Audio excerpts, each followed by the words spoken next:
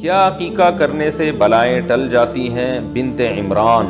میرا بیٹا بیمار رہتا ہے، سب کہتے ہیں کہ اس کا عقیقہ کر دو تو ٹھیک ہو جائے گا، کیا اس نیت سے عقیقہ کر سکتے ہیں؟ عقیقہ سنت ہے، رسول اللہ صلی اللہ علیہ وسلم نے اس کی ترغیب دی ہے کہ لڑکے کی طرف سے 2 بکرے یا دمبے یا گائے کے 2 حصے بھی اس میں داخل ہیں، اور لڑکی کی طرف سے 1۔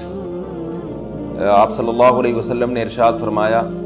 کہ الغلام مرتہن بعقیقتہ، کہ غلام گویا رہن رکھا ہوا ہوتا ہے عقیقے کے بدلے میں، یعنی عقیقہ ہوتا ہے تو وہ گویا اس کی جان چھوٹ جاتی ہے مختلف بلاؤں سے۔ تو عقیقہ کوئی لازم نہیں ہے، اور یہ وہم بھی نہیں کرنا، یہ تو حدیث میں ترغیب ہے، یہ کوئی واجبی حکم نہیں ہے، ترغیب ہے کہ اس سے بچے کو فائدہ ہوتا ہے۔ تو اس حدیث سے جو میں نے ابھی آپ کے سامنے پڑھی ہے، اس سے پتہ چلتا ہے کہ عقیقے سے